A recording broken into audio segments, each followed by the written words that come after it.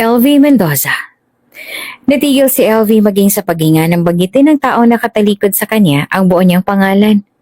Sunod ay umikot ito paharap sa kanya. Ang kulay itim at misteryoso nitong mga mata ay diretso nakatingin sa kanya ngayon. So, you're back. Ngumisi ang lalaki. Wait? Gulanta niyang sambit sa pangalan nito na mas lalong nagpangisi sa lalaki. Ako nga, LV. Puno ng pait ang tono ng boses nito. Tingnan mo nga naman. Sadya nga naman na maliit lang ang mundo, no? Sino mag-aakala na magkikita ulit tayo matapos mong maglaho noon na parang isang bula? Kinuha ni Wayne ng isang file na sigurado siyang resume niya. LV Mendoza, mother of twins, single mother. May munting ngiti sa labi ni Wade habang binabasa nito ang nasa resume niya. So, you're a single mother, huh? Bakit, LV? Hindi ka ba pinanagutan ng lalaking pinagpalit mo sa akin noon?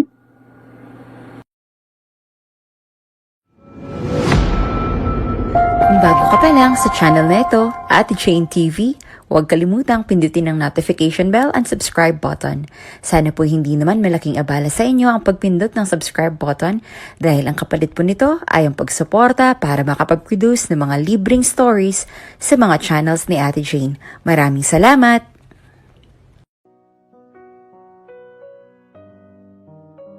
Miss, aplikante ka ba? Tanong ng isang guard na lumapit kay LV habang nakaupo siya sa waiting area at naghihintay na siya ng susunod na tawagin. Opo, bakit po?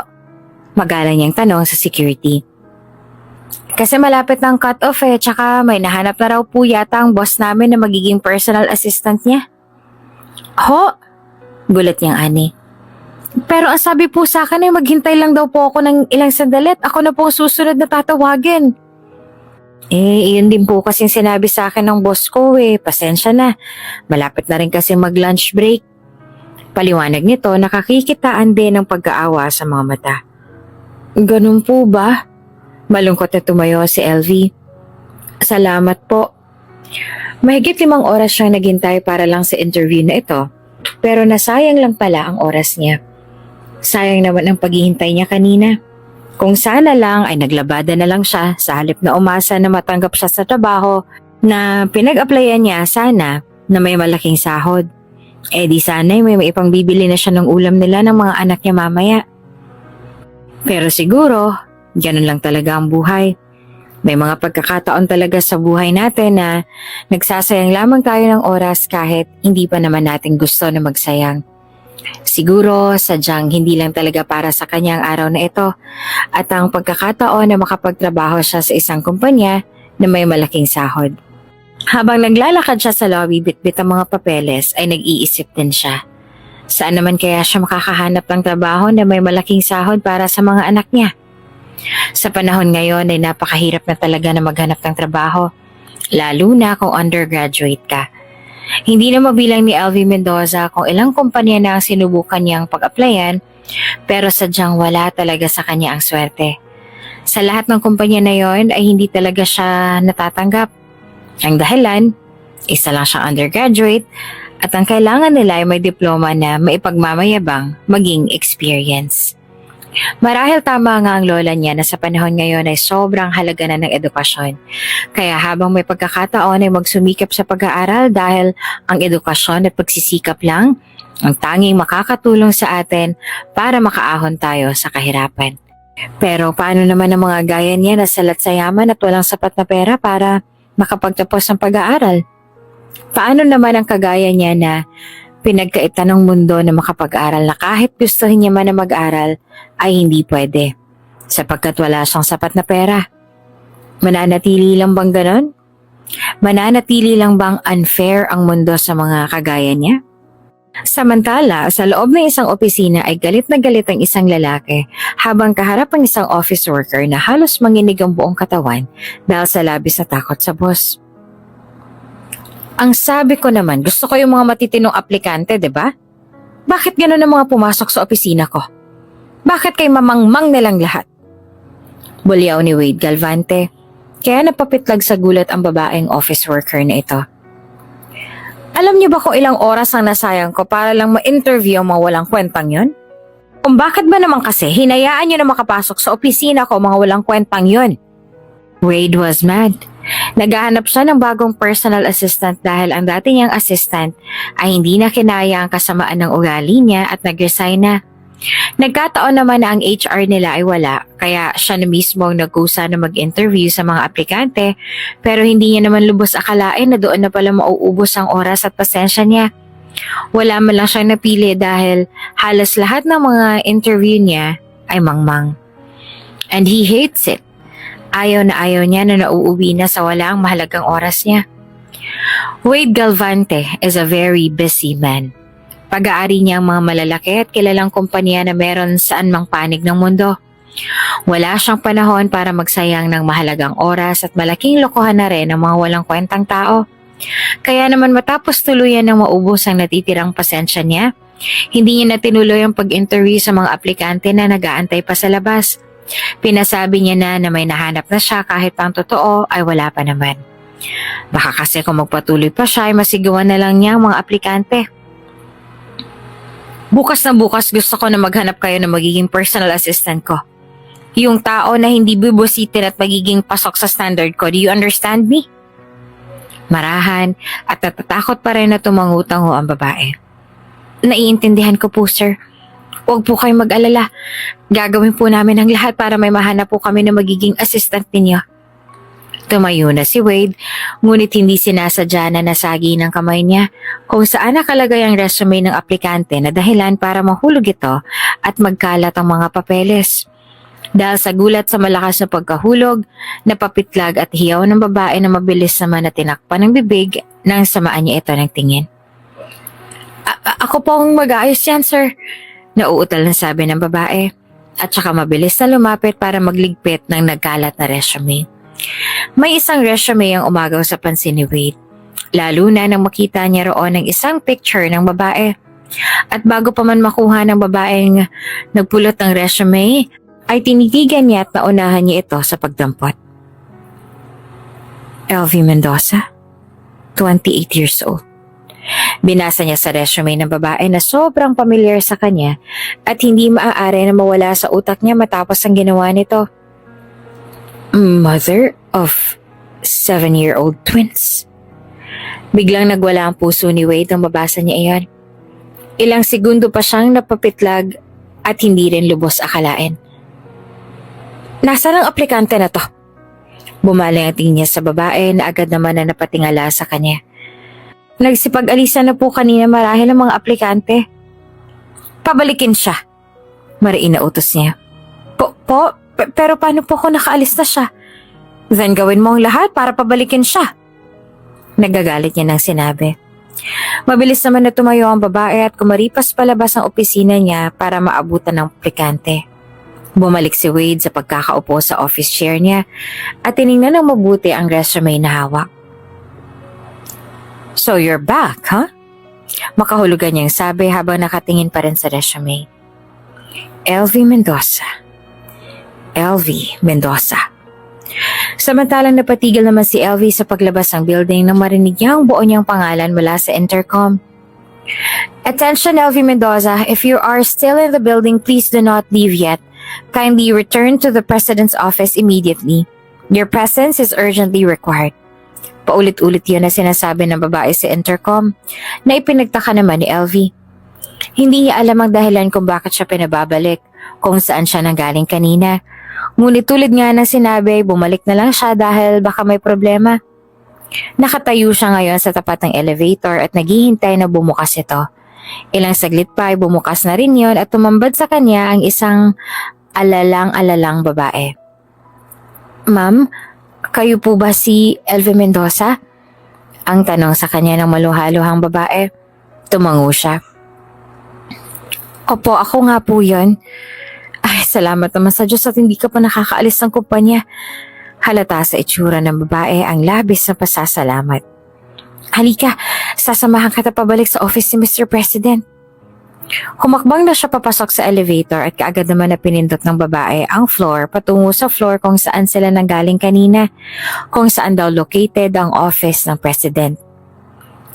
Miss, pwede po bang malaman ko anong dahilan kung bakit po ako pinapabalik? Tanong ni LV sa babae.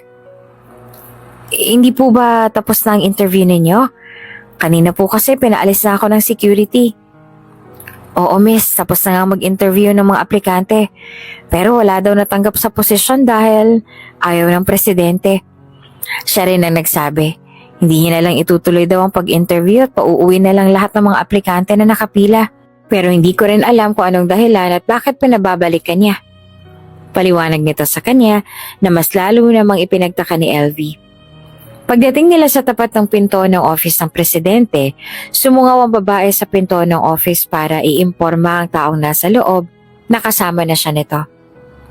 Pumasok ka na sa loob, miss. Sabi sa kanya ng babae kaya tumango at tumakbang na siya papasok sa loob. Lumingon pa siya sa likuran niya nang isara na ng babae ang pinto. LV Mendoza? Natigil si LV. Maging sa paghinga ng banggitin ng taong nakatalikod sa kanya ang buo niyang pangalan. Sunod ay umikot ito sa harapan niya. Ang kulay itim at misteryoso nitong mga mata ay diretso nakatingin sa kanya ngayon. So, you're back. Ngumisi ang lalaki. Oh, wait.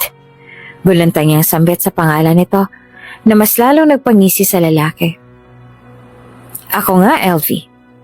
Puno ng pait ang tono ng boses nito. Tingnan mo nga naman. Sadya nga namang maliit lamang ang mundo. Sino ba mag-aakala na magkikita ulit tayo matapos mong maglaho noon na parang isang bula? Nagtiimbagang siya. Biglang bumangon ang labis sa galit sa kanyang puso na akala ni LV ay matagal nang nawala sa puso niya. Ang walang hiyang Wade Galvante. Ang kapal naman talaga ng mukha nito para magmukha na ito pang galit. Akala ni LV noon ay nabaon na rin sa limot ang galit na nararamdaman niya. Pero kahit pa ilang taon nang lumipas, nandito pa rin pala. Sapat nang masilayan niyang mukha nito para bumangon ng labis sa galit sa kanyang puso. Kinuha ni Wade ang isang file na sigurado siya na ang resume niya. LV Mendoza, mother of twins, single mother.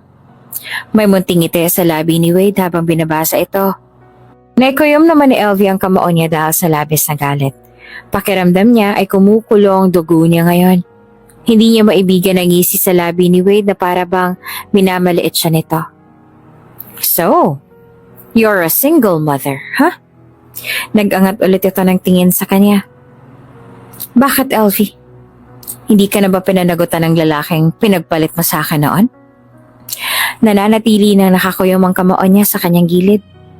Ginagawa niya ang lahat para lang mapigilan ng sarili na huwag sugurin ng walang hiyang lalaki at paulanan nito ng suntok.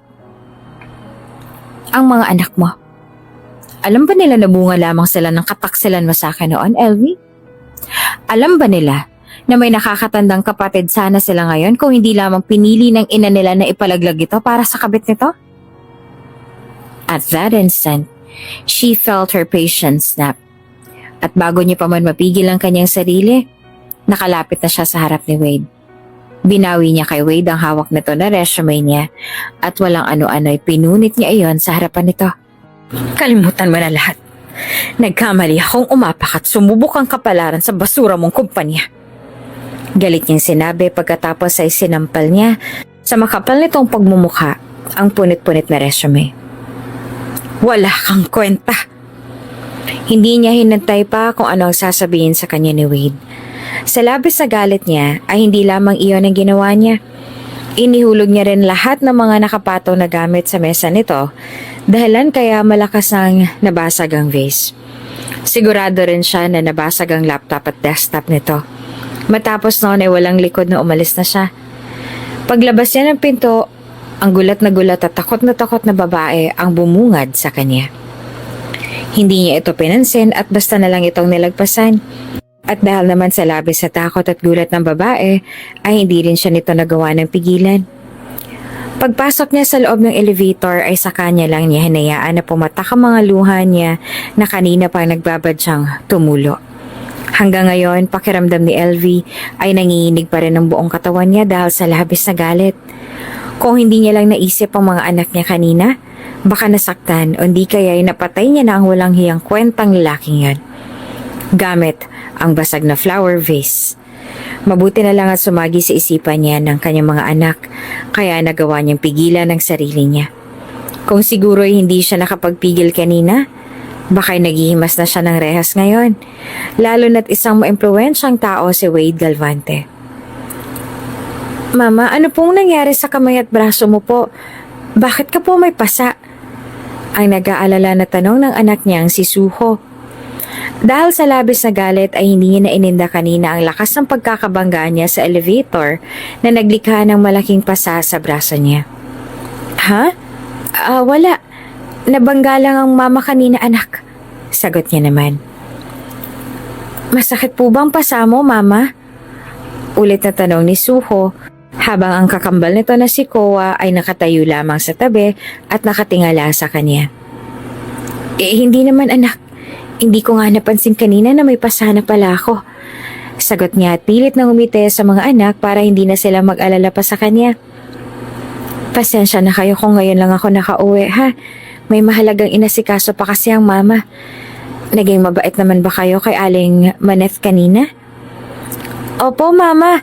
Kami po ni Ko ang nagbantay sa tindahan niyo po kanina. Kapag may bibili po, ay tinatawag lang po namin siya kaya po binibigyan niya po kami pareho ni Koa ng tig-20. Paliwanag ng anak. Talaga? Ang good boy naman ng mga anak ko. Malambing ang sabi sa mga anak bago ginulo ang mga buhok nila. May dalang mama na pansit, halika kayo at pagsaluhan natin. Dahil sa sinabi niyang iyon ay nagbuni ang kambal na anak at agad na nagmamadaling pumasok sa kusina. Pinaupo ni Suho ang kakambal sa isa sa mga plastik na upuan at sinabi na maghintay lamang ito doon dahil tutulungan siya nito na kumuha ng plato at tenedor. Aligaga si Suho sa pag-aasikaso sa kambal nito na sobrang behave naman kaya hindi maiwasan na napangiti siya habang pinagmamasdan niya ang mga anak. Wow, ang sarap naman po nitong pansit, mama! Masayang sabi ni Suho. Di ba, Koa? Ang sarap ng pansit na dala ni mama, no? At marahan at tango naman ang sagot ni Koa. Sige na, kumain na kayo ng marami pa. Udyok niya sa mga anak. Habang kumakain ng dalawa, nakangiti niyang pinagmasdan ng mga ito. 7 taong gulang na lang kambal na sina Suho at Koa. Si Koa ang mas matanda sa dalawa dahil mas nauna itong lumabas ng mga 10 minuto kaysa kay Suho. Pero sa kambal, si Suho ang mas mature mag-isip sa ngayon kasi hirap pa rin si Koa na makapagsalita kaya alagang-alaga ito ni Suho. Hindi naman alam ni LV kung anong kondisyon ng anak niya o kung may sakit ba ito. Hindi niya rin kasi ito maipa-check up sa mga specialist dahil wala siyang sapat na pera para doon.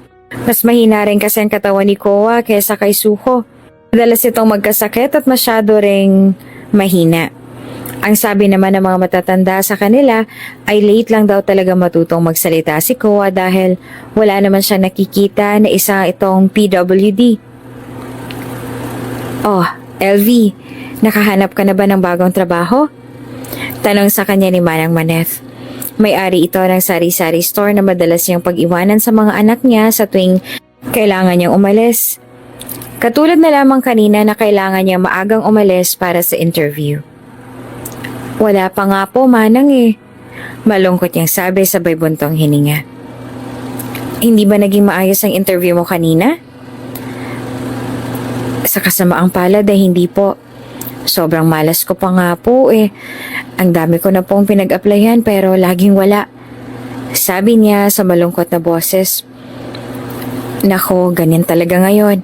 Pahirapan na makahanap ng trabaho. Pero huwag ka mag-alala. Siguro may darating pa naman para sa'yo na trabaho. Baka hindi pa para sa'yo yung pagkakataon na to. Sabi ni Manang Maneth na pinapagaan ang loob niya. Sana nga po. Kawawa naman po kasi ang mga anak ko. Magpapasokan pa naman, kailangan na po makahanap ng trabaho para sa kanila. Hindi na rin sapat ang kinikita ko sa paglalaba. Sobrang mahal ng mga bilihin ngayon. Naku, sinabi mo pa. Ang 1,000 ngayon ay parang 20 pesos na lang ang halaga. Sobrang konti na lang ng mga mabibili mo. Napakahirap pagkasyahin, lalo na para sa malaking pamilya.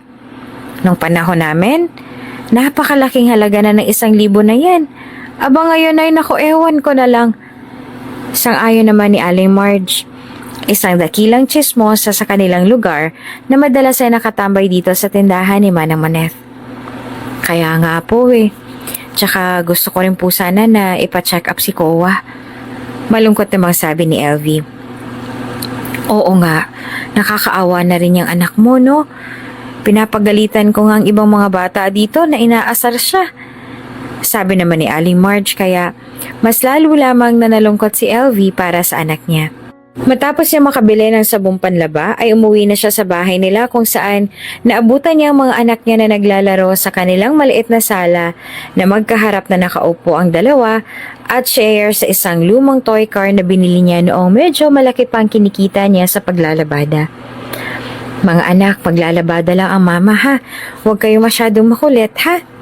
Bilin niya sa mga anak. Opo mama. Sagot naman ni Suho, samantalang si Kowa naman ay tumango lamang sa kanya. Hindi naman siya nag-aalala sa mag-aaway ang dalawa dahil sa alam niya kung gaanong kamahal ang dalawa ang isa't isa. Lalo na si Suho na sobrang patient pagdating kay Kowa. Pero minsan nasosobrahan na sa kulit ang dalawa kaya nagkakasugatan sila. Kailangan na ni LV na matapos ang labahin nilang mag-ina dahil bukas ay tatanggap ulit siya ng labada. Wala na kasi silang bigas at wala na rin siyang sapat na pera para mapagkasya nila hanggang sa susunod na linggo. Naubos na kasi ang pera sa kakapamasahe niya para lamang makahanap sana siya ng trabaho na hindi naman nangyayari. Matapos nilang kumain ng para sa gabing yun, maaga niya pang pinatulog ang mga anak niya para hindi na sila antok kinabukasan. Iiwan niya na naman kasi ang mga anak niya bukas kay Aling Maneth para makapaglabada siya. Mabuti na lang talaga at sobrang mabait naman sa kanila ang mga kapitbahay niya, lalong-lalo na si Maneth kaya pwedeng-pwede niyang iwanan sa kanila ang mga anak. Sa tuwing matatagalan bago niya kunin ang mga anak, ay sinusubukan niyang magbayad kay Aling Maneth na hindi naman ito tinatanggap dahil tulong na raw niyon para sa kanila ng mga anak niya. Mama, may tao po. Buksan ko po bang pinto? Mula sa kusina ay rinig ni LV na sigaw ng anak na si Suho na nasa sala pa. Abala siya sa pagluluto para sa almusal ng mga anak dahil maya-maya lang ay ihahatid na siya nito kay Aling Maneth kapag bumukas na ito ng tindahan. Sige anak, baka ang labahan ko na yan. Pakisabi na lang na iwan na lang niya rin sa pinto. Ha, ako nang bahala. Sigaw niya na naman. Okay po mama, sagot ni Suho. At binuksan na nga ang pinto dahil maya-maya lamang ay may nagsalita ulit. Mama, may mga tao po na naghahanap sa inyo. Hindi po nila dala ang labahan ninyo. Napakunot naman ang noon niya dahil sino naman ang bibisita at maghahanap sa kanya ng ganitong kaaga. Pinatay muna ni LV ang stove para hindi masunog ang niluluto niya at naglakad na palabas. Sino raw ang nariyan? Natigilan si LV sa pagtatanong na makita niya ang babae mula sa kumpanya ni Wade kahapon kasama ang dalawang malaking lalaki pa na parehong nakasuot ng suit. Magandang umaga po, Miss Mendoza. Magalang na bati sa kanya ng babae at yumuko pa ito sa harapan niya. Anong ginagawa mo dito, Miss? Tanong niya sa babae. Lumapit naman sa kanya ang kambal na anak niya at sinabihan niya ito na doon na muna sa kusina dahil may pag-uusapan sila ng babae. Tumalima naman ang dalawa at sinundan nila ng tingin ng babae na balot ng gulat at pagtataka sa mukha. Anong ginagawa mo dito, Miss? Ulit niyang tanong. Kaya napabaling ulit sa kanya ang babae. Naglakad din siya palapit sa harapan nito. Ako nga po pala si Penny, ma'am. Sabi nito sabay lahad ng kamay sa harapan niya para makipagkamay sa kanya. May pag-aalangan namang tinanggap niya iyon. Kapag kuwan ay sinabihin niya ang babae na maupo muna sila sa lumang sofa at doon nila pag-uusapan ang sadya nito dito. Nandito po ako para subukan ka pong kumbinsihin na tanggapin ang trabaho na pinag-applyan niyo po sana kahapon. Ikaw daw po kasi ang gusto ni Mr. Galvante na maging assistant niya. Paliwanag sa kanya ni Penny. At sa sandaling marinig niya ang apelyido na yon, ay agad na uminit ang ulo niya at nasira ang araw niya. Siya bang may utos na pumunta kayo dito ngayon? Ha? Tanong niya. Opo, ma'am.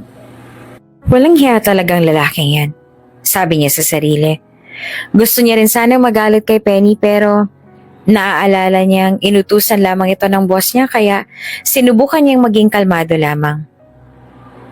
Pakisabi sa amo mo na wala akong balak na tanggapin ang trabaho na yan. Pakisabi na rin sa kanya na humanap na lang siya ng iba at tigilan niya na ako. Inaasahan na po ni Mr. Galvante na tatanggi po kayo sa trabaho na yon. Pero may isa pa po siyang offer sa inyo. Handa po siyang ilagay kayo sa mataas na posisyon na aabot sa mga kalahati o 1 milyon ang sahod kada buwan. Basta po'y pumayag lang daw po kayo na magtrabaho po sa kumpanya niya. Naikuyom niya ang kamao dahil sa labis na inis. Ganun ba talaga ang tingin sa kanya ni Wade? Mukhang pera? Kung inaakala nito na maaakit siya sa inoffer nito na malaking halaga, pues nagkakamali ito. Sabihin mo sa magaling mong boss na kahit anong i-offer niya ay hindi ko tatanggapin. Malamig niyang sinabi. Kaya makakaalis na kayo. Pero Miss Mendoza, hindi na po ba talaga magbabago ang isip ninyo? Tanong ni Penny. Baka po pwede niyo naman po pag-isipan niyo muna ang alok niya at tawagan niyo na lang po ako kung tatanggapin. Ayoko. At hindi na magbabago ang isip ko. Hindi ko na kailangang pag-isipan ng matagal dahil buo na ang pasya ko. Hindi ko tatanggapin ang alinman sa mga offer niya kaya makakaalis sa kayong lahat. Sinubukan pa nga ni Penning kumbinsihin siya dahil magiging malaking tulong daw yon para sa kanila ng mga anak niya pero buong buo na ang pasya niya kaya pinaalis niya ng mga ito.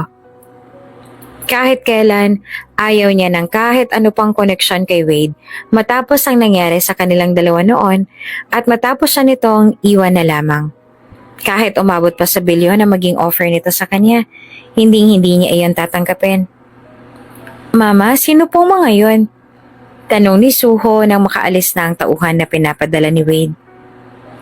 Wala. Kakilala lamang yun ng mama anak. Pagsisinungaling niya. Halina kayo para makakain na tayo ng almusal. Samantala ay gano'n na lamang ang galit ni Wade nung malaman na hindi tinanggap ni LV ang mga offer niya. And you didn't even try to convince her? Galit na galit niya tanong kay Penny na ngayon ay nakayuko na sa harapan niya at halatang nanginginig dahil sa labis na takot. Sinubukan ko naman pong kumbinsin siya, sir kaso ayaw niya raw po talaga.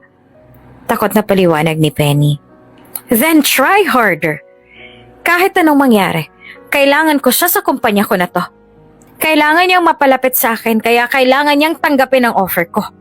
Takot na takot pa rin na tumangu-tango si Penny. Naiintindihan ko po, sir. Huwag po kayo mag-alala. Gagawin ko pong lahat para po makonvince ko po si Miss Mendoza na tanggapin po ang offer ninyo. At iyon na nga ang ginawa ni Penny at iba pang mga tauhan na pinadala niya sa bahay ni LV.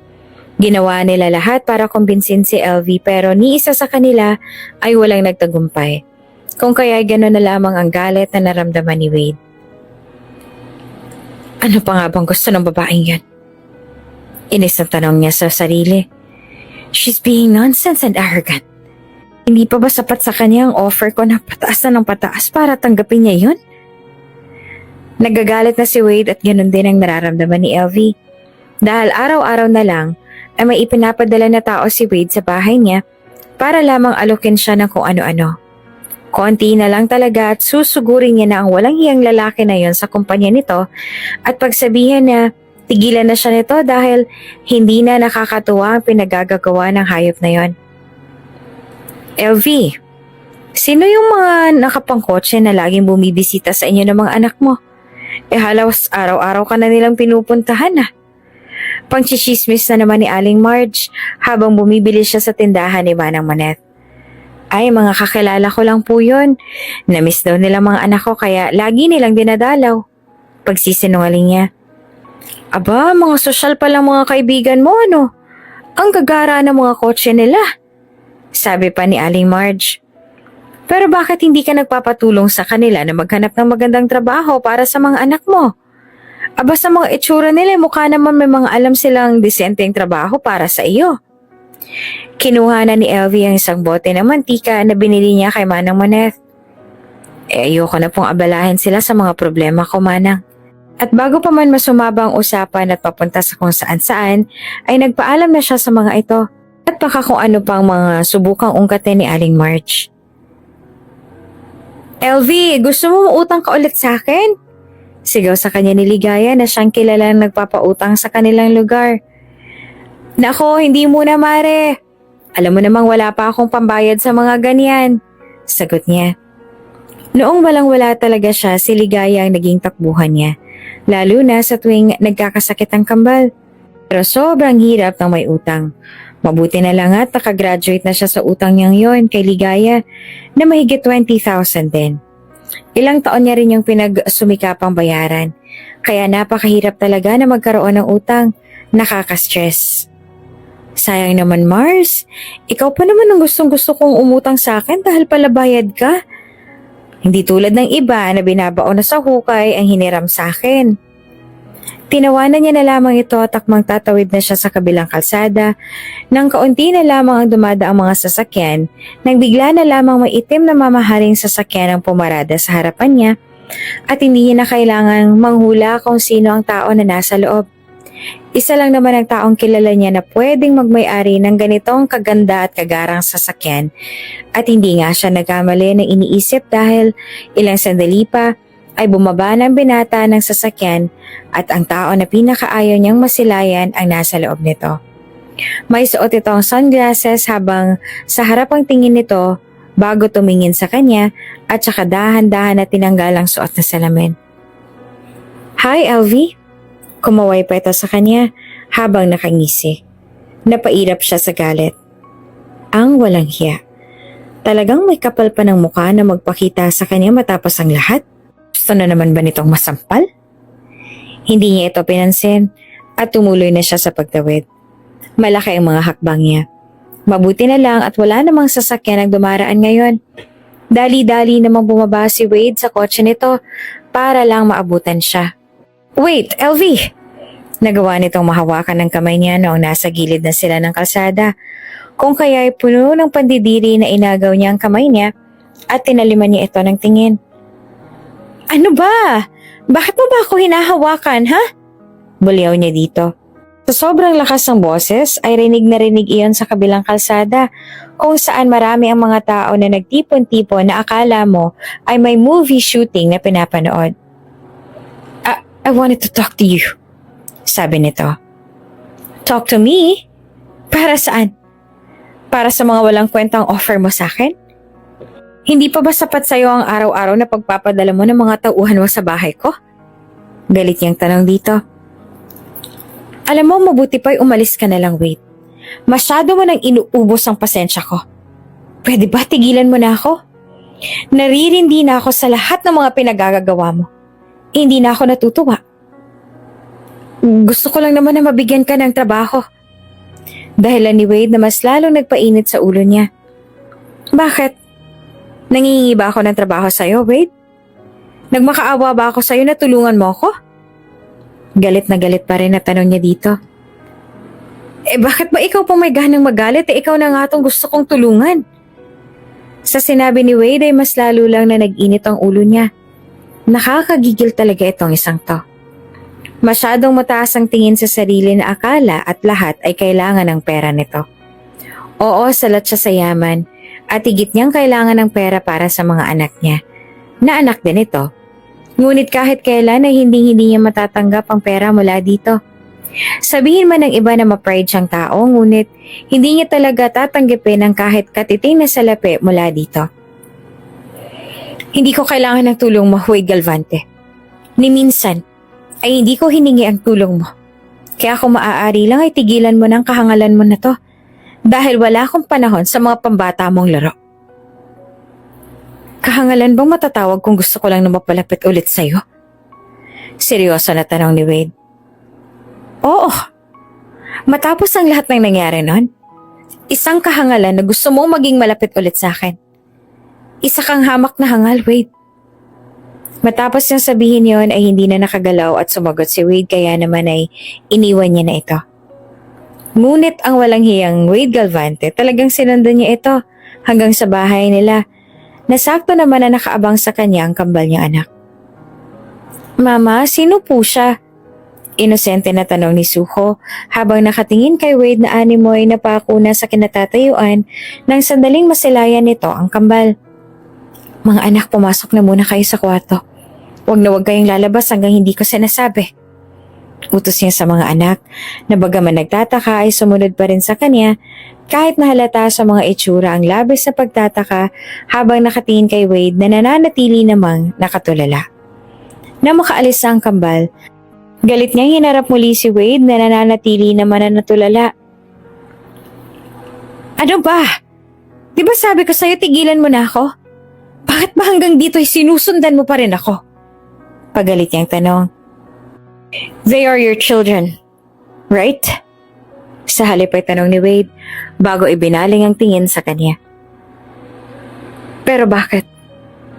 Bakit kamukha ko sila? Kumalabog ng malakas ang dibdib niya dahil sa sinabi ni Wade. Pero nagawa niya pa rin na tumawa ng peke. Ano ba sinasabi mo, Wade? Nahihibang ka na ba? Mabuti na lang at hindi siya naotal kahit pa ang totoo ay maging ang buong katawan niya ay nanginginig na ngayon. Hindi ako nahihibang, LV. Pero kailangan ko sabihin mo sa akin kung anong totoo. Bakit kamukha ko mga anak mo? Lumapit sa kanya si Wade at marahas na hinawakan ang braso niya. Ako bang ama ng kambal? Ha? Sabihin mo. Kaya ako ba kamukha ang kambal dahil akong ama nila? Nagtagis ang panga niya. Tigilan mo ang kaibangan mo na to, Wade. Hindi mo sila anak. Hindi tayo nagkaanak. Oh, really? Madilim ang mukha ni Wade. Matalim din ang titig nito sa kanya. Hindi ko sila anak? Pinaglolo ko mo ba talaga ako, Elvie? Bakit ba hindi ka nalang magsabi sa akin ng totoo? Sabihin mo sa akin kung ano ang totoo. Sinabi ko na nga, diba? Galit niyang sigaw. Sinabi ko naman ang totoo sa'yo. Ano pa bang gusto mong marinig, ha? The truth, Elvie. I deserve to know the truth dahil ramdam ko dito sa puso ko na mga anak ko sila. I deserve to know the truth, Elvie. Kaya pwede ba tigilan mo na to? Bago pa man ito matapos ang sasabihin, ay lumipad na ang kamay niya papunta sa mukha nito. Ang kapal-kapal talaga ng mukha mo para umakto ka ng ganyan. Matapos ang lahat ng ginawa mo. Matapos mong paniwalaan ang paninira sa akin ng walang hiya mong ina. Buong lakas na itinulak niyang palayo sa kanya si Wade. Wala nang tigil sa pag-agos ang luha sa kanyang mga mata. Naninikip na ang kanyang dibdib at abot langit na ang galit na nararamdaman niya. You want to know the truth, right? Gustong-gusto mo malaman kung ano ang totoo, diba? Pwes oo, anak mo sila. Ikaw ang ama ng mga anak ko. Pero alam mo ba, Wade? Ikinakahiya ko na ikaw ang naging ama ng mga anak ko.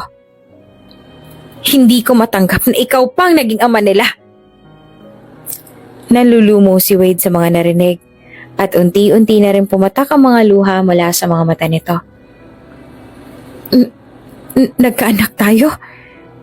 Binuhay mong anak natin? Pero bakit hindi mo malang sinabi sa akin, Elvie? Bakit hindi mo malang sinabi sa akin na may anak tayo? Para saan pang pagsabi ko sa'yo ng totoo? Kung naniniwala ka sa kasinungalingan at paninira ng mama mo sa akin. Pagak niyang tawa at puno rin ng pait ang kanyang boses.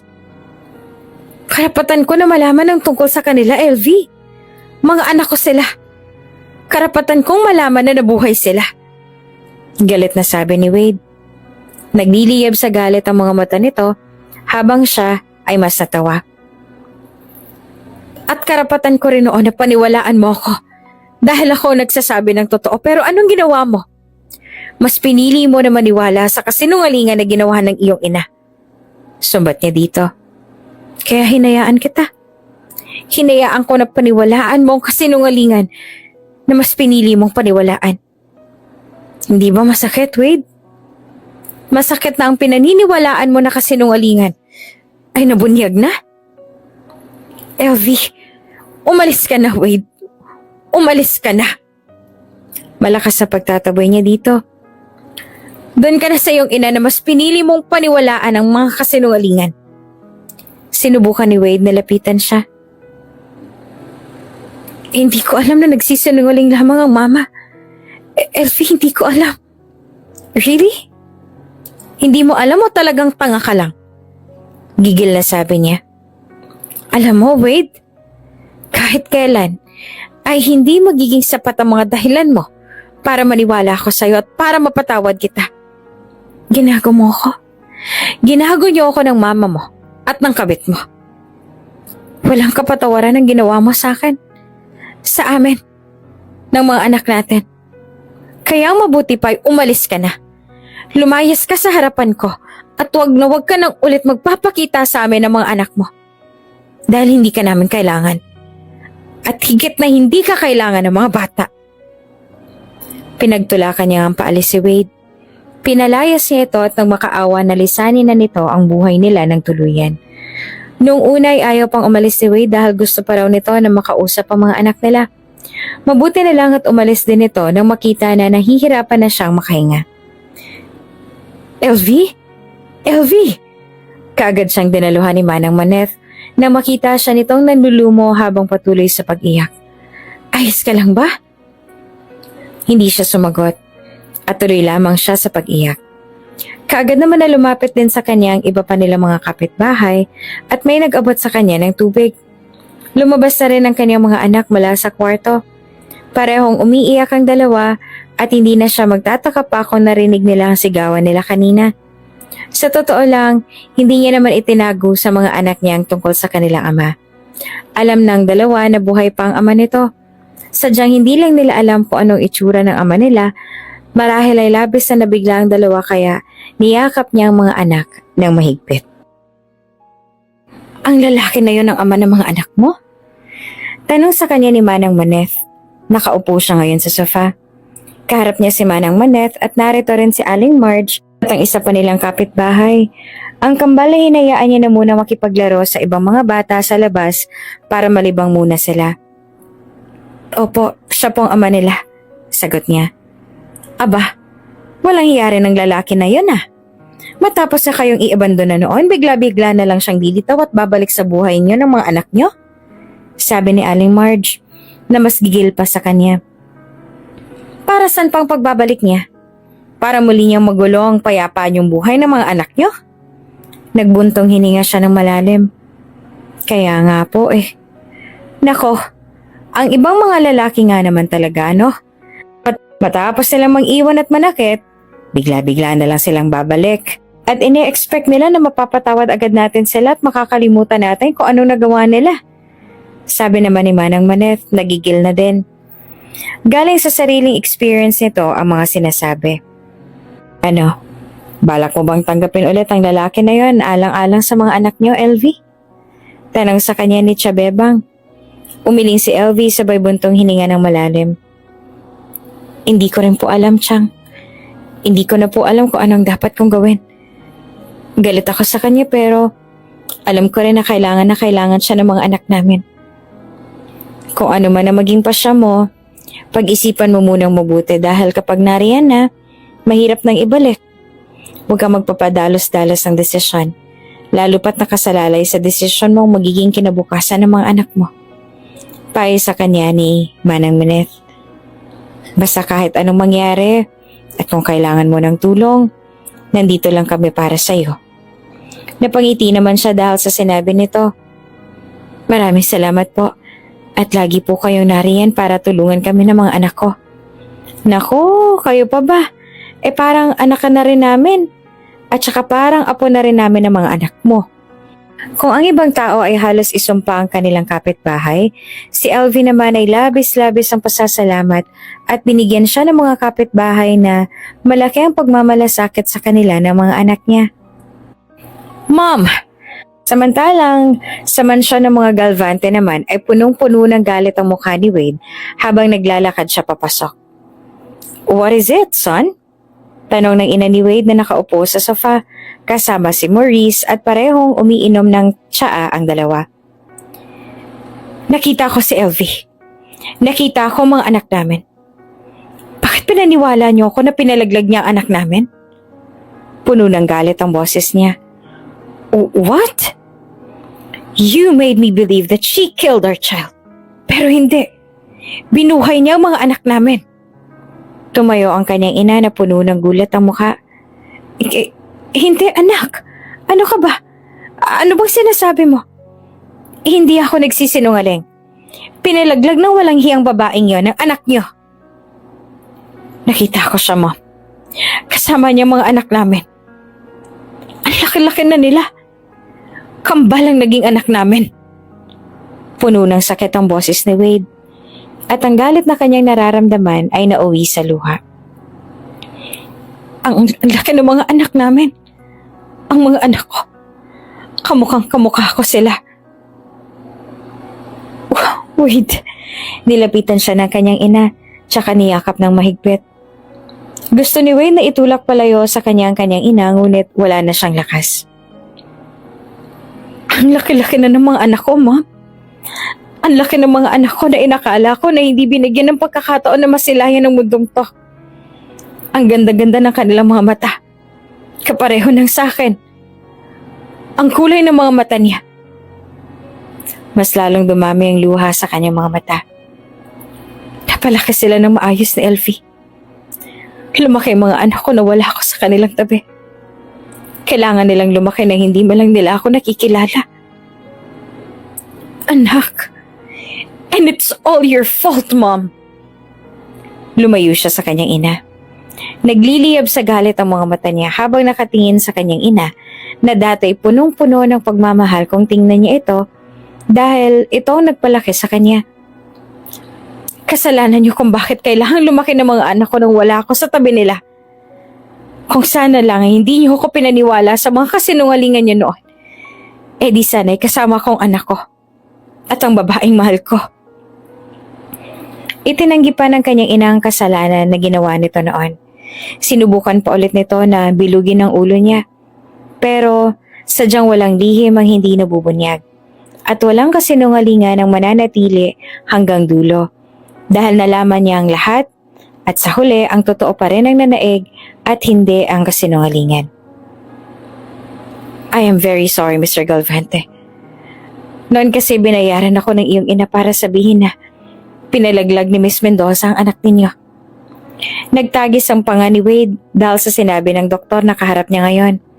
Naikuyom niya rin ang kamao niya na nakapatong sa mesa nito dahil sa labis niyang galit. Magkano? Malabig niyang sabi sa doktor na nanginginig na ngayon sa takot. Magkanong ibinayad sa iyo ng aking ina para magsinungaling sa akin at paniwalain ako na pinalaglag niya ang anak namin? 3 milyon. 3 milyon ang ibinayad niya sa akin. Poof! Sa 3 milyon binaba mong dignidad mo. Sa maliit na halaga ng salapi. Nagawa mong paniwalain ako na hindi nabuhay ang mga anak ko. Gigil niyang tanong sa doktor na mas lalong nanginig sa takot sa kanya. 3 milyon lang, Dr. Nuevo. 3 milyon. Ngunit nagawa mong sirain ang buhay ko. Nagawa mo pang idamay ang mga anak ko. Patawarin mo ako, Mr. Galvante. Patawarin mo ako sa akin nagawa. Nadala lamang ako sa mga sinabi ng iyong ina noon kaya ako yung nagawa. Hindi ko naman sinasadya na sirain ang buhay mo at ng mga anak mo. Patawarin? Mapakla siyang natawa. Sa tingin mo ba talagang may kapatawaran pang nagawa mo sa amin, Dr. Nuevo? Nang dahil sa'yo, na walang tiwala ako sa mga tulad mo. Pinagkatiwalaan kita noon, Doc. Nagtiwala ako sa'yo. Pero sinira mo ang tiwala kong yun. Wala kang kwentang, doktor. Wade, I will make sure na pagbabayaran mong ginawa mo sa amin. I will make sure na hindi lamang lisensya mong mawawala sa'yo, doktor. Banta niya sa doktor na tuluyan ng naluha habang patuloy na pagmamakaawa sa kanya. Sa mga sandaling yon, nasabi ni Wade sa kanyang sarili na kahit kailan ay hindi niya patatawarin ang mga tao na siyang dahilan kaya nalayo siya sa mga anak niya. Kung kaya ay tinutuon niya rin ang banta niya sa doktor. Pinatanggalan niya ito ng lisensya at agad din na sinampahan ng kaso. Gusto niya rin sanang kasuhan ng sariling ina dahil sa ginawa nito, subalit may sakit ito sa puso. Anumang sandali ay maaari itong atakihin ng sakit at ayaw niya namang mangyari iyon. Sa kabila ng lahat ng mga ginagawa nito sa kanya, ina niya pa rin ito. Wala na sa kanyang ama dahil bata pa lamang noong namatay ito, kaya ayaw niya na maging ang kanyang ina ay mawala rin sa kanya. Ngunit hindi nawala ang galit sa kanyang ina. Hindi na siya umuwi sa bahay nila. Bumili na siya ng sarili niyang bahay at doon na siya, at kung papayag si LV ay doon niya rin na rin ito patitirahin at ang mga anak nila. Ano na naman na ginagawa mo dito, Wade? Galit na tanong ni LV nung bumisita na naman si Wade sa bahay nila. Naglalaba siya. Puno ng bula ang kanyang kamay at ang mga bula na rin na nakadikit sa kanyang mukha. Matalim ang tingin niya kay Wade. Nandito ako para makita ang mga anak natin, sagot ni Wade. Mga anak natin? Mapakla namang tumawa si LV. Wala kang anak, Wade. Hindi mo sila mga anak dahil hindi ka naman naging ama sa kanila. Hindi ka nagpakaama sa kanila, kaya tumigil ka na. LV, huwag mo namang ipagkait sa akin ang pagkakataon na makasama ko mga anak natin. Kailangan ko sila, LV. Kailangan ko kayo. At gusto ko makabawi sa mga anak natin. Sa inyong tatlo. Sa lahat-lahat ng mga naging pagkukulang ko sa inyo noon. Nagsusumamo ang boses nito. Mas lalong tumalim ang tingin niya kay Wade. Napakakapal naman kasi ng mukha nito para sabihin yon. As if naman papayag siya na bumawi ito sa kanila. No, hindi yan mangyayari. Tumayo na siya at nananatili ang masama niyang tingin kay Wade. Umalis ka na, Wade. Hindi mo kailangan bumawi sa amin ng mga anak ko. Dahil hindi namin yan kailangan. At kahit na anong galing sa'yo ay hindi namin kailangan. Naiintindihan mo ba yon? Sa halip na umalis ay inabot pa nga ni Wade ang kamay niya at nagsusumamo pa rin ang mga mata habang nakatingin sa kanya. Alam kong malaking pagkakamali ko sa inyo noon. Alam ko na naging tanga ko. At nang dahil doon ay napabayaan ko kayo. And I'm really sorry, LV. Patawarin mo ako sa lahat ng mga nagawa ko. Patawarin mo ako sa lahat ng mga nasabi ko sa iyo noon. Patawarin mo ako kung napabayaan ko kayo. At mas pinili kong paniwalaan ang kasinungalingan ng aking ina. I'm really sorry, LV. Tuluyan na rin bumagsak ang luha sa mga mata nito. Ngunit nananatili siyang matigas. Hindi niya pa kaya na maibigay dito ang kapatawaran na gusto nito. Hindi niya pa ito kayang patawarin. Matapos ang lahat ng pait, sakit at dalamhati na idinulot nito sa kanya. Sa kanila ng mga anak nila. Umalis ka na lang, Wade. Pagod niyang sabi. Hindi kita mapapatawad. Hindi ko mapapatawad ang ginawa niyo sa akin ng iyong ina at ng kabit mo, kaya umalis ka na. At huwag ka na ulit magpapakita sa akin dahil nagsasayang ka lang ng oras mo dito. Sa halip na umalis at sundin kung ano ang sinabi niya, mahigpit siyang niyakap ni Wade. Sinubukan niya itong itulak palayo sa kanya, ngunit animoy naubos ang lakas niya. Hindi niya ito maitulak palayo. O marahil masyado lang mahigpit ang pagkakayakap nito sa kanya. Babawi ako sa inyo. Babawi ako sa inyo ng mga anak natin. Hayaan mo lang ako na makabawi sa pagkukulang ko sa inyo. Parang awa mo na. Hayaan mo ako makabawi sa inyo. Pagmamakaawa ni Wade, ngunit patuloy niya itong itinulak palayo sa kanya. Nang mga sandaling yon ay puro galit at pagkamunghi na lamang ang bumalot sa puso niya. Tila ba nawala ng mga alaala niya na kahit papaano ay minahal niya rin ito dahil sa mga punto na yon ay galit na lamang ang tangi niyang nararamdaman para dito. Mama! Dumating ang kambal at nakita sila. Yakap-yakap pa rin siya ni Wade at ang kambal ay puno ng pagtataka at gulat ang mga mukha. Sino po siya, Mama? Dahan-dahan na lumayo sa kanya si Wade at saka humarap sa kanilang mga anak. Gusto ni LV na ilayo ang mga bata kay Wade, ngunit alam niya na wala rin siyang magagawa. Kahit pag gustuhin niya man na ilayo ang mga bata, wala na silang magiging takas, lalo pa ngayon na magkaharap na ang mag-ama. Mga anak, nabasag ang boses ni Wade at kitang-kita niya kung paanong bumagsak ang balikat nito. Mga anak ko. Anak? Basag din ang boses ni Suho. Naluha na rin si Kowa at napahawak sa kamay ng kakambal. Malaki naman ang mga hakbang na lumapit si Wade sa mga anak. Niyakap ang dalawa ng sobrang higpit. Kayo po bang ama namin? Umiiyak na tanong ni Suho bago sumulyap sa kanya. Kinagad ni LV ang ibaba niyang labi at saka marahan siyang tumango sa mga anak bilang sagot sa mga nagtatanong nila na tingin. Oo, ako ang inyong ama. Sagot ni Wade. Mga anak ko kayo. Pero, paano pong ikaw ang naging ama namin? Nagugulahang tanong ni Suho. Kumalas naman sa yakap si Wade at saka tumingin sa mga mata ng anak. Nalayo kayo sa akin ng mahabang panahon, kaya hindi tayo nagkasama. Kasalanan ko kung bakit nalayo kayo ng mama niyo sa akin. Naging emosyonal ang tagpo ng mag-aama. Patuloy sila sa pag-iyak at halos hindi na rin makahinga. Hindi makapaniwala ang dalawa na ngayon ay kasama na nila ang kanilang ama. Noong una ay halos hindi pa nila matanggap, ngunit sa huli ay niyakap din nila ng sobrang higpit ang kanilang ama. Si Kowa na hindi naman noon iyakin na talagang bumaha ang luha at halos ayaw ng malayo sa ama. Ikaw palang ama ng mga bata, sabi ni Manang Maneth kay Wade na napatango. Opo, ako nga po, sagot ni Wade. Ano naman ang balak mong gawin at bigla kang bumalik sa buhay na mag-iina mo? Seryosong tanong ni Manang Maneth. Nang mahatid si Manang Maneth ng niluto nitong ulam para kanina ng mga anak niya, nagkataon din na naabutan nito si Wade na nasa kanila. At dahil nga overprotective si Manang Maneth pagdating sa kanila ng mga anak niya, ay kinausap nito ng masinsinan si Wade. Sa totoo lang, sa katauhan ni Manang Maneth, pakiramdam ni LV ay meron pa siyang ina. Bata pa lamang siya ay iniwan na siya ng kanyang ina sa lolo at lola niya para sumama sa isang lalaki na pinakasalan nito at sa Amerika na namuhay. Kaya naman sa lolo at lola siya lumaki. Hindi niya naranasan kung paano ang alagaan ang kanyang sariling ina.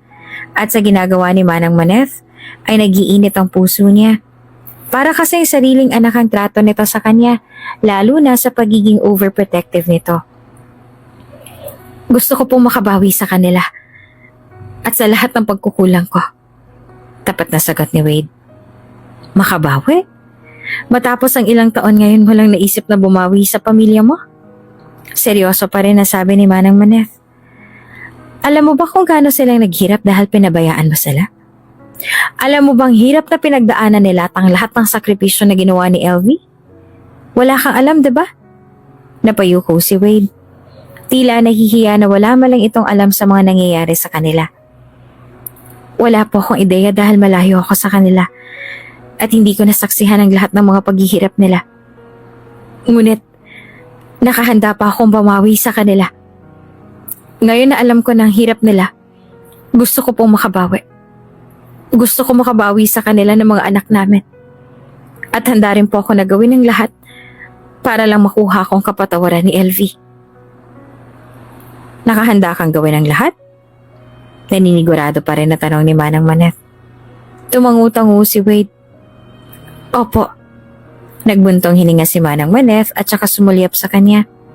Nananatili lamang na tikom ang bibig niya habang nasa tabi niya ang kambal niyang anak. Alam mo, iho, alam ko na wala akong karapatan na sabihin to sa'yo. Dahil hindi naman ako kaano-ano ni LV at ang mga anak ninyo. Isa lang ako nagmamalasakit na kapitbahay na ang tingin sa kanila ay para ko na ring anak at mga apo. Pero sana lang ay totoo ang mga sinasabi mo ngayon. Sana lang ay gusto mo lang talaga makabawi sa kanila. Hindi yung bigla ka na lang ulit maglalaho sa buhay nila kapag nagsawa ka na.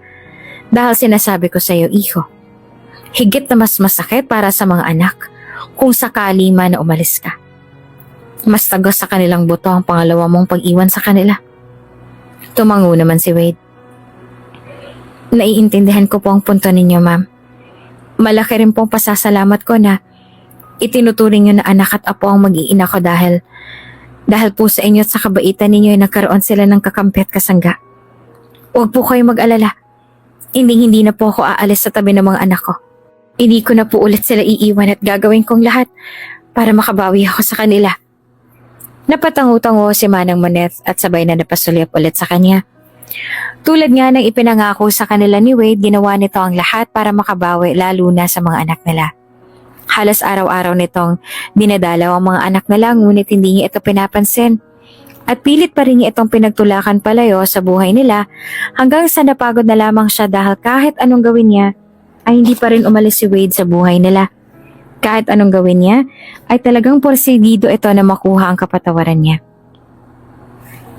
LV, nililigawan ka ba ulit ng ama ng mga anak mo? Tanong kay LV ng mga kapitbahay nila na nakatambay ngayon sa tindahan ni Manang Moneth. Ay, hindi po, Chong.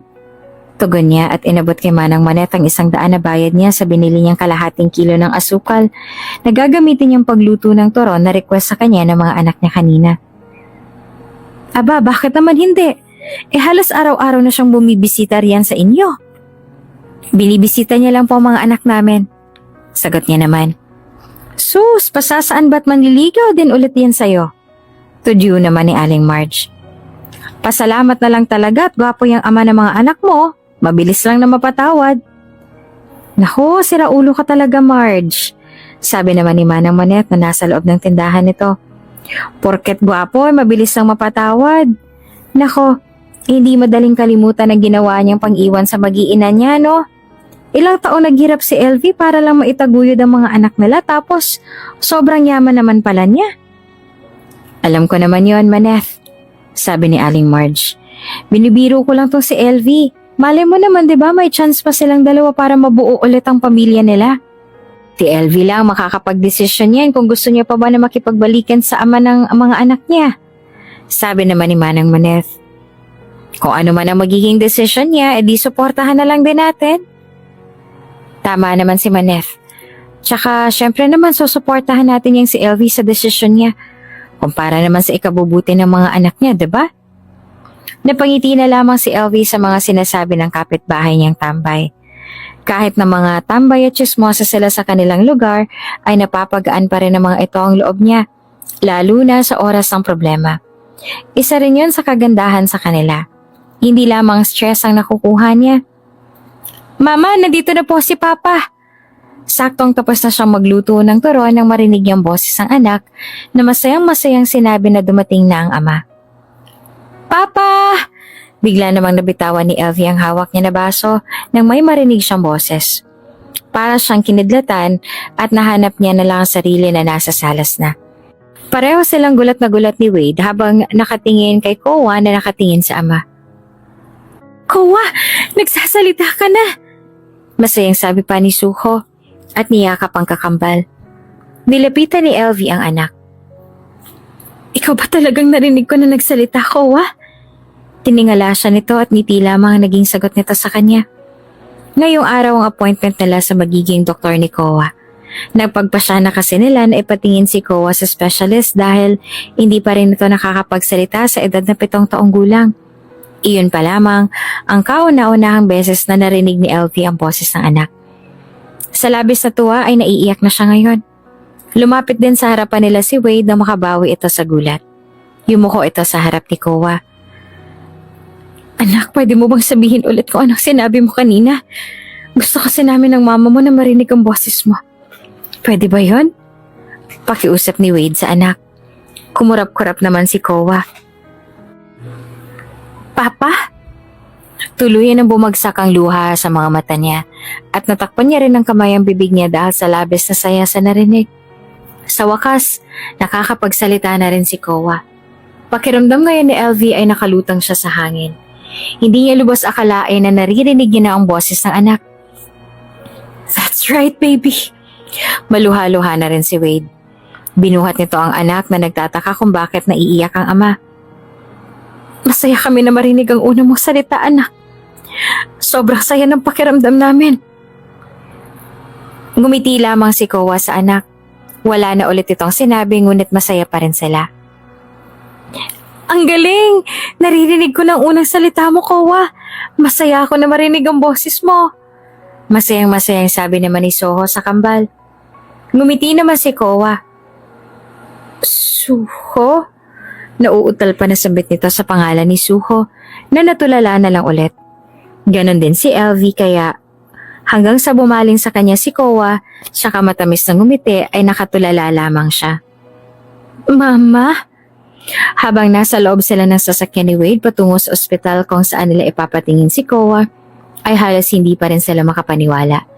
Lalo na si LV na sa kauna-unahang pagkakataon ay narinig niya na tinawag siyang mama ng kanyang anak. At his age, his speech is restricted to a few words like papa, mama, or his brother's name, which is very unusual lalo na't 7 years old na siya. At kadalasan sa mga 7 years old ay madaldal na. Pero possible rin na mangyari ang ganitong based sa paliwanag na sa kanila ng doktor na tumingin sa lagay ng anak nila. This points to a developmental delay in language acquisition, which can sometimes occur without an underlying medical condition. Wala naman pong sakit ang anak namin na kailangan namin ipag-alala, Doc? Tanong ni Wade. No, wala siyang sakit. You don't need to worry about his health because he is safe and healthy. I've conducted extensive tests to ensure this. He is simply experiencing a delay in language acquisition. However, consistent and interactive communication with him can greatly facilitate his ability to acquire new language skills. Nakangiti pa rin na sabi ng doktor kaya animoy nabunutan ng tinik sa dibdib si LV. Sa katunayan, may ilang mga bata na rin kami na-encounter na tulad ng kondisyon sa anak ninyo. But after a year, natuto rin sila sa pagsasalita. At ang iba nga sa kanila ay sobrang madaldal na rin ngayon. 10 to 15% of children experience this type of developmental language delay. But with proper support and engagement, they can still learn and improve their language skills over time. Kung kaya parehong may ngiti sa kanilang mga labi na umalis sila sa klinik, kung saan nila pinatingin si Koa. Ang payo sa kanila ng doktor ay mag-hire sila ng speech therapist para kay Koa at agad namang tinawag ni Wade ang secretary para maghanap ng magaling na speech therapist para kay Koa. Gusto niyo bang mag-Jollibee tayo? Tanong ni Wade sa kambal na nasa backseat at masayang naglalaro ng toy car na binili sa kanila ng ama. Wow, Jollibee po! Masaya na sabi ni Soho. Bang si Koa naman ay tumangu-tangu lamang. Nilingon ni Wade ang mga anak. Punta tayo sa Jollibee ngayon. Pero magpaalam muna kayo sa mami niyo kung papayag siya, ha? Si LV na nasa passenger seat ay nakatingin sa labas ng bintana at bigla namang napatingin kay Wade dahil sa sinabi nito sa mga anak nila. Mama, pwede po ba tayo mag-Jollibee? Tanong ni Soho sa kanya. Lihim niya na lang na sinamaan ng tingin si Wade na napangisi-ngisi dahil alam na hindi siya makakatanggi lalo pa ngayon na ang anak na nila ang nagtanong sa kanya. Nilingon niya ang mga anak sa backseat at saka ngumiti siya. Oo naman anak, pwede naman tayo mag-Jollibee ngayon. Nagbuni ang dalawa sa pagpapayag niya. At alam din ni LV na hindi lamang ang mga anak nila ang natutuwa ngayon kundi maging si Wade din sa driver's seat. Kitang-kita niya kasi ang pagpigil nito ng ngiti. Tulad nga ng sinabi ni Wade sa mga anak, sa Jollibee na ang diretsyon nila. Ito na rin ang naghanap ng seat para sa kanila tsaka sinabihan na rin na maupo na lang sila dahil ito na ang mag-order. Matapos nitong maitanong kung ano ang gusto nila. Mama, pwede po ba namin lapitan si Papa? Tanong ni Soho. Oo naman, sagot niya. Kaagad na tumayo ang kambal at lumapit sa ama. Hawak kamay pa ang dalawa at dahil nga sa sobrang cute nilang tignan ay agaw atensyon ng dalawa. Hindi naman namalayan ni LV na napangiti na rin pala siya habang nakatingin sa mag-ama niya, lalo na nung buhati ni Wade ang kambal at hinayaan na magturo kung ano ang gusto nila. Pinapangarap niya lang ang ganito noon para sa mga anak nila. Gusto niyang maranasan din ng mga anak niya kung paano alagaan at mahalin ang isang ama. Sa tuwing may nakikita siya noon na mag-ama na masaya, nasasaktan siya para sa mga anak niya dahil alam ni LV na kahit hindi man sabihin sa kanya ng kambal, ay alam niya na gusto rin nilang maranasan kung paanong mahalin at alagaan ng isang ama. At ngayon ang pangarap niya na iyon para sa kanyang anak ay natutupad na. Kitang-kita sa mga mata ng kambal kung gaano silang kasaya ngayon. Siguro nga isa rin sa mga nakikita niya na dahilan kung paanong natuto si Koa na magsalita ay dahil din sa saya na kasama na nito ngayon ng ama. Ang cute naman ng mag-ama na yun, no? Mula sa kabilang table ay rinig niya ang usapan ng dalawang babae na sa tingin niya ay magkaibigan. Nakatingin ang dalawa sa mag-ama niya na nakapila pa rin dahil may dalawa pang nag-order. Oo nga akala ko nga celebrity sila kanina. Ang lakas ng dating ng ama nila, parang artista. Napakagwapo, plus ang tangkad at mukhang mabango rin. Cute-cute din ang mga mata. Magkamukhang magkamukha sila. Kambal siguro. Sabi naman ng isa. Oo nga, nasan kaya ang kanilang ina? Noong ginuso siya ng isang babae, napayuko siya para maiwasan ang tingin ng dalawa. Nagkunwari na lang siyang abala kahit na wala naman talaga siyang ginagawa. Siyang ina ng kambal? Tila hindi makapaniwala na tanong ng isang babae. Pabulong ang pagkakatanong nito, ngunit rinig na rinig niya pa rin. Oo, siya yun. Narinig kong tinawag siya na mama ng kambal kanina. Aba, maganda naman pala talaga ang nanay. Mukha rin siyang artista pero bakit naman ganyan ang outfit niya? Parang tuloy lang siyang yaya ng kambal. Bulong naman ng isa. Baka gusto niya lang ng tita outfit. Tsaka bagay naman sa kanya. Mas lalo nga lang napatunayan na maganda talaga siya. At hindi lang dala ng suot niya ang ganda niya kasi kahit ganyan lang suot niya, maganda pa rin siya, oh. Lihim niyang sinuri ang sariling suot. Maganda naman ang suot niya ngayon, ha. Blouse, tsaka pants. Nakapusod lang din ang buhok niya. Ganito talagang madalas na suotan niya. Napaka-judgmental naman ang magkaibigan na yun na suot niya porket ang gaganda ba ng mga suot nila? Mama, nakapag-order na po si Papa. Masayang sabi ni Soho habang tumatakbo palapit sa kanya. Si Koa naman ay buhat-buhat pa rin ang ama na naglalakad na palapit. Isang araw ay malakas ang ulan at mukhang may bagyo nung bumisita sa bahay nila si Wade. Actually, halos araw-araw naman itong nandito sa bahay nila. Nakulang na nga lang ay dito na rin tumira sa kanila. Kapag nandito naman ay halos ayaw na ring umuwi. Minsan nga kahit nahalatang pagod sa trabaho, hindi muna ito umuwi, diretso sa bahay nito para makapagpahinga. Sa halip ay diretso ito sa bahay nila para makita at makalaro ang mga anak. Kapag bumibisita ito ay may dala lagi itong pasalubong sa kanila.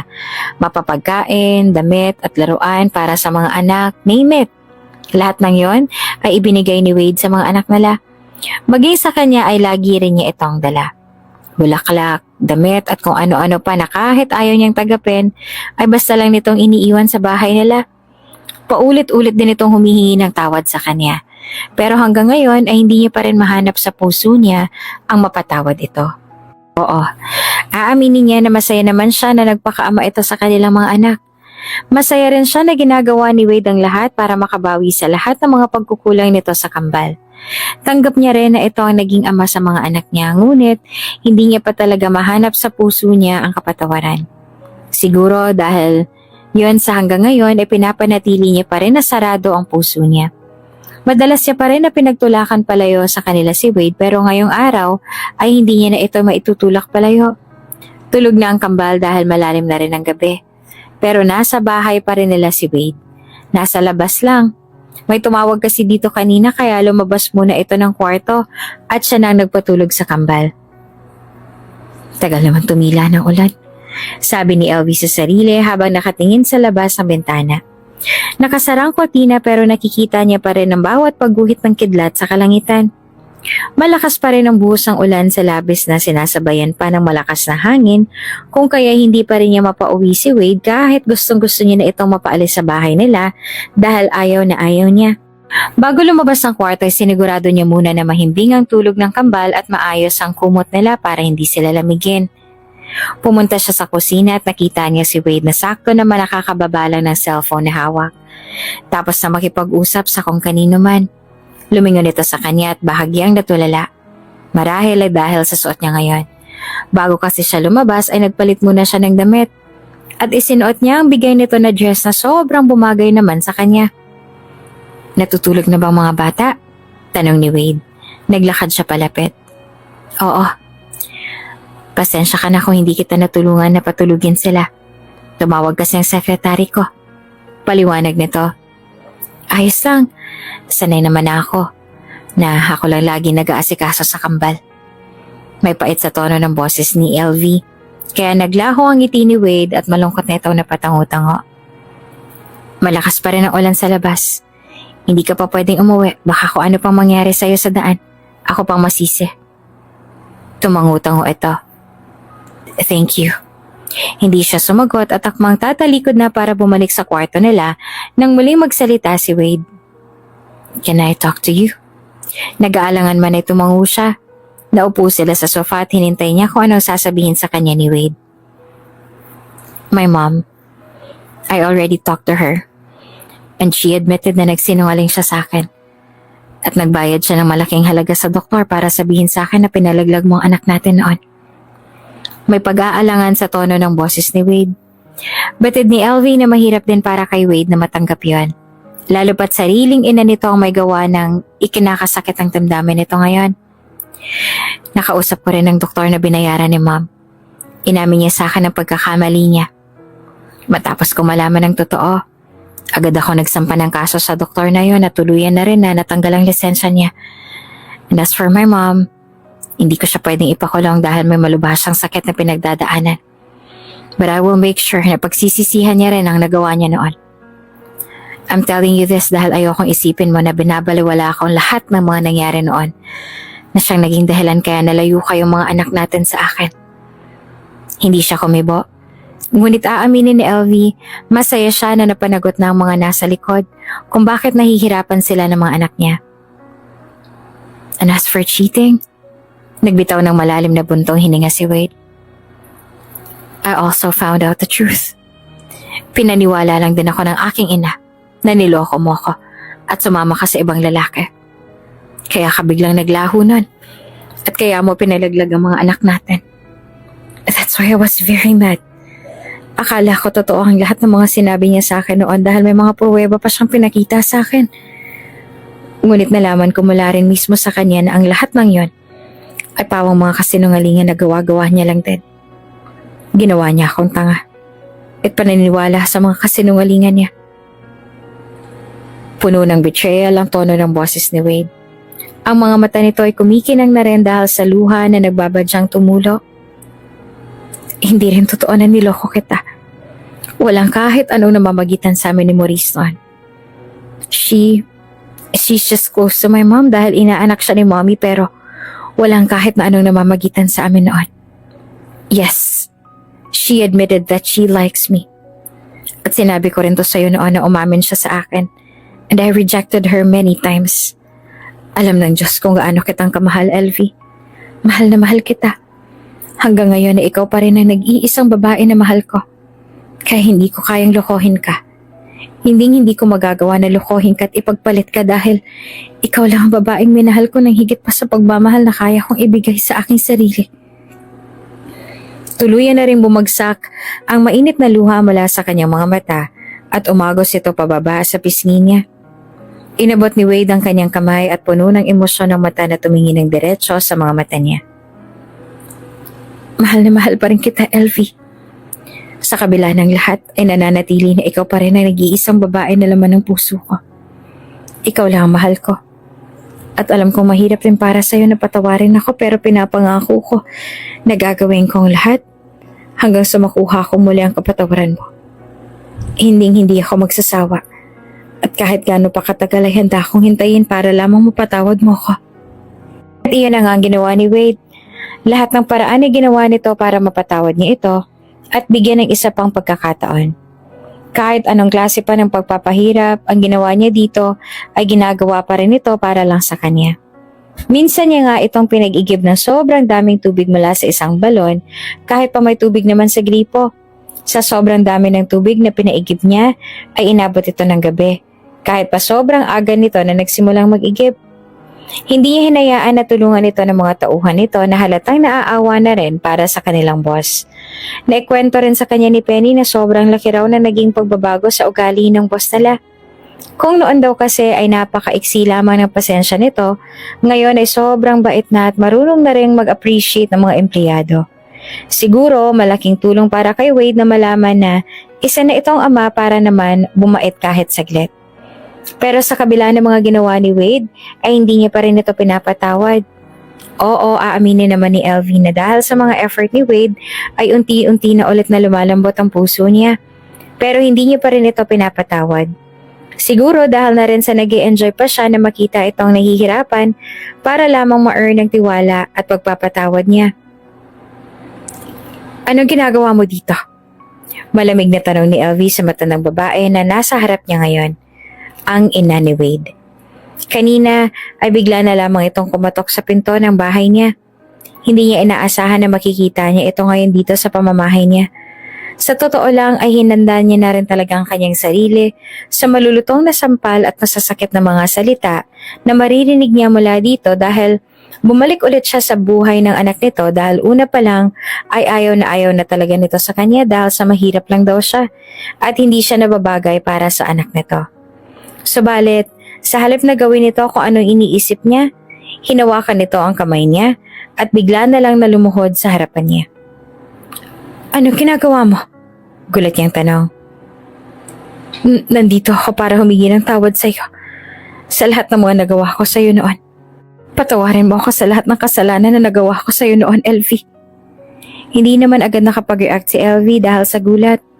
Hindi niya inaasahan na hihingi ito ng tawad sa kanya ngayon. Sa labis sa gulat, animoy na estatwa siya sa kanyang kinatatayuan at hindi lang makapaniwala na nakatingin sa ina ni Wade. Alam kong sobrang laki ng kasalanan ko sa iyo noon. Alam kong walang kapatawaran ang nagawa ko sa inyo, ng anak ko at apo ko, pero sana'y mapagawa mo pa rin ako mapatawad, LV. Maniwala ka, labis kong pinagsisisihan ang mga nagawa ko sa iyo noon. Ngayon ko lang napagtanto na nang dahil sa ginawa ko noon ay nagalit sa akin ng aking nag-iisang anak at hindi ako nagkaroon ng pagkakataon na makasama ang mga apo ko. Hinihingi ko ng tawad ang lahat ng mga nagawa ko sa iyo noon. Sana'y mapatawad mo pa ako. Nakakaawang itsura nito habang nakaluhod sa harapan niya, na malapit na sanang tuluyang lumambot ang puso niya, ngunit ang lahat ng ginawa at sinabi nito sa kanya noon ay biglang bumalik sa isipan niya. At sa labis na galit na nadama, inagaw niya ang kamay niya na hawak nito at puno ng galit habang nakatingin siya dito. Umalis ka na. Hindi ko kailangan na paghingi mo sa akin ng kapatawaran. At huwag ka na ring umasa na matatapos ang lahat ng mga nagawa mo noon ay magagawa pa rin kitang patawarin. Sa panaginip mo na lang mangyayari yan. Marahas ang tono ng boses niya, kaya mas lalong naiyak si Mrs. Galvante at paulit-ulit pa rin na humihingi ng tawad sa kanya. Mama, sino po yan? Tanong ni Soho na kakauwi lamang mula sa paglalaro kasamang kakambal na pawis na pawis. Nilingon ni Mrs. Galvante ang mga apo. Mga apo ko? Tama nga si Wade, ang lalaki niyo na. At mas lalong abot langit ang pagsisisi at sakit na naramdaman ni Mrs. Galvante nang makaharap sa mga apo na nadamay sa kasamaan ng ugali niya noon. Kung kaya'y nangako si Mrs. Galvante na gagawin ang lahat para makabawi sa lahat at makuha ang kapatawaran nilang dalawa ni Wade. Si Wade naman ay hindi na rin kinakausap ang ina. Kahit anong gawin ng ina nito ay hindi ito kinakausap ni Wade. Marahil iyon ang paraan ni Wade para mapagbayad ang ina sa lahat ng mga nagawa nito noon. After all, wala na sigurong masasakit pa sa pakiramdam ng isang ina kinamumuhian ng sarili nitong anak. Parehong hindi sumuko ang mag-ina sa paghingi ng tawad sa kanya. Hanggang sa huli ay napagod din si LV na magalit. 1 taon niya rin silang pinagtulakan palayo sa buhay niya, sa buhay nila ng mga anak niya. At nakakapagod din pala. Nakakapagod din pala ang magalit na lang. Napagod siya na lagi na lang galit ang nagahari sa puso niya at ginusto niya nang maging masaya na lang kasama ang mga anak niya. At ang lalaking kahit ilang taon ang lumipas ay nananatili pa rin na mahal niya.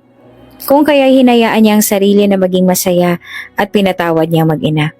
Pinatawad niya si Wade sa lahat ng mga pagkakamali nito at ang ina nito na kahit pa kung tutuusin ay walang kapatawaran ang ginawa nito sa kanila.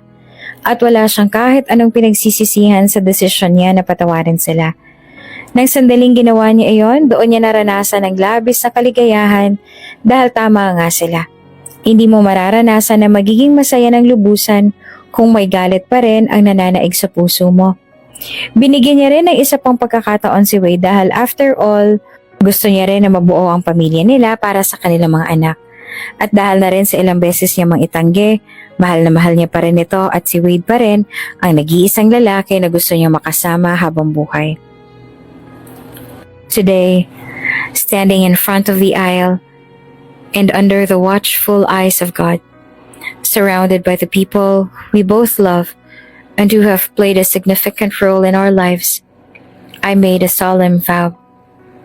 I vow to love you unconditionally, cherish you deeply, protect you fiercely, and care for you tenderly.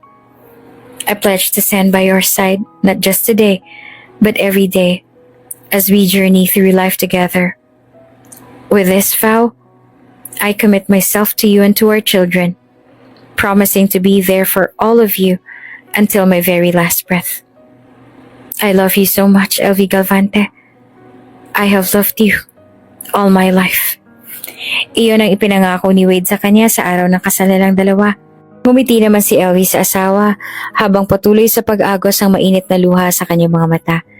Sa harap ng altar at mga taong mahalaga sa kanila ay sinabi niya rin kung ano ang vow niya para sa asawa. Natapos siya ng halos hirap ng makahinga dahil sa labis na kakaiyak. I love you so much, Wade Galvante. I love you today, tomorrow, and I will love you until my very last breath. You may now kiss the bride.